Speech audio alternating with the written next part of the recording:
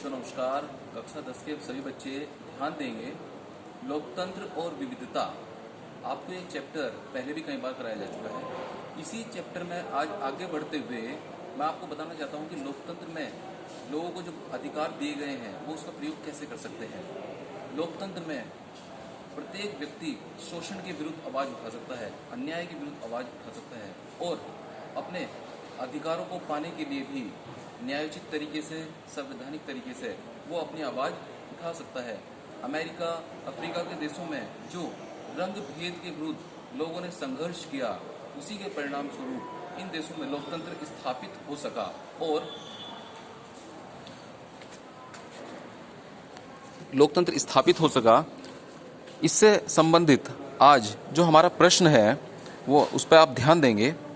अंतर्राष्ट्रीय ओलंपिक संघ ने कार्लोस तथा स्मिथ से उनके पदक क्यों वापस लिए थे? देखो, कार्लोस और स्मिथ दो अमेरिका के नागरिक थे, लेकिन मूल रूप से वो अफ्रीका के थे, जिनका रंग काला था, जिनसे अमेरिका के जो निवासी हैं गोरे लोग, वो उनसे नफरत करते थे, उनसे भेदभाव करते थे, दुर्भावना उनके प्रति अपने मन में रखते थे।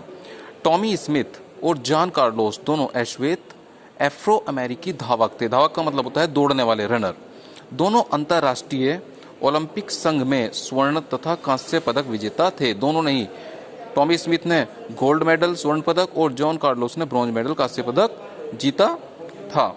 पुरस्कार वितरण समारोह में दोनों विजेताओं ने अपने हाव भाव के माध्यम से रंगभेद के विरुद्ध अंतर्राष्ट्रीय समुदाय का ध्यान आकर्षित करने का प्रयास किया।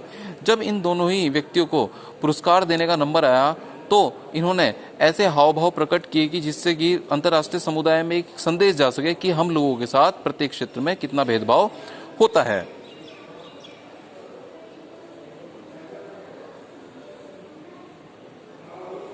अंतर्राष्ट्रीय ओलंपिक समिति ने इसे ओलंपिक भावना के विपरीत मानकर दोनों खिलाड़ियों से उनके पदक वापस ले लिए।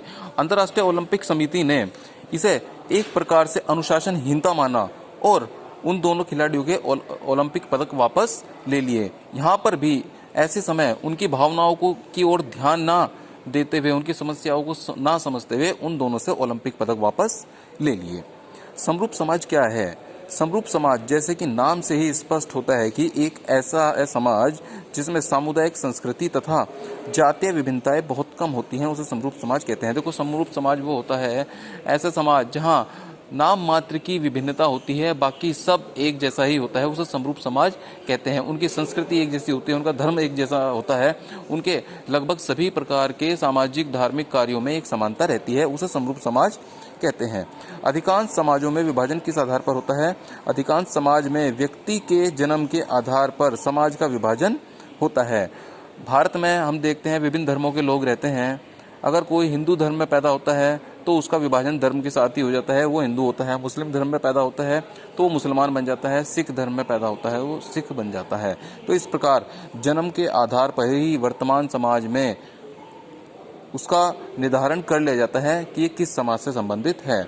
उत्तरी आयरलैंड में किन किन दलों के मध्य टकराव की स्थिति बनी रहती थी? उत्तरी आयरलैंड लंबे समय तक हिंसा, जातीय टकराव और राजनीतिक प्रतिद्वंद्विता से घिरा रहा। उत्तरी आयरलैंड जो था उसमें लंबे समय तक जातीय आधार पर हिंसा होती रहती थी, राजनीतिक आधार पर हिंसा होती रहती थी। उत्तरी आयरलैंड लंबे समय तक हिंसा, जातीय टकराव और राजनीतिक प्रतिद्वंद्विता से घिरा रहा था। मतलब उत्तरी आयरलैंड में जातीय आधार पर, राजनीतिक आधार पर लंबे समय तक हिंसा होती रही। ईसाई बहुल प्रदेश होने के कारण यहाँ पर कैथोलिक और प्रोटेस्टेंट दोनों वर्गों के लोगों के मध्य टकराव होता रहता था। इस देश में अधिकांश लोग ईसाई थे, लेकिन वो ईसाई धर्म भी दो भागों में बटा हुआ था। एक तो कैथोलिक जो प्राचीन परंपराओं को मानते थे, एक प्रोटेस्टेंट जो उस प्राचीन परंपराओं को दरकिनार करके, एक तरीके से उन्हें अवॉइड करके, वो उसमें कुछ सुधार करके उस संप्रदाय को मानने वाले थे। दोनों ही दलों को राजनीतिक समर्थन प्राप्त था। दोनों ही दल को राजनीतिक समर्थन प्राप्त था। जिस तरह हम भारत में देखते हैं कि यहाँ हर धर्म संप्रदाय के पीछे राजनीति होती है। यूनियनिस्ट दल प्रोटेस्टेंट का समर्थन करता था और नेशनलिस्ट दल कैथोलिक संप्रदाय का समर्थन करता था। इस प्रकार आज आपके लिए सिर्फ यही 4 क्वेश्चन भेजे जा रहे हैं। नेक्स्ट वीडियो में ये चैप्टर आपका पूरी तरह खत्म हो जाएगा। इससे संबंधित अगर आपको कोई परेशानी हो, कुछ बात पूछनी हो तो आप फ़ोन करके पूछ सकते हैं। धन्यवाद।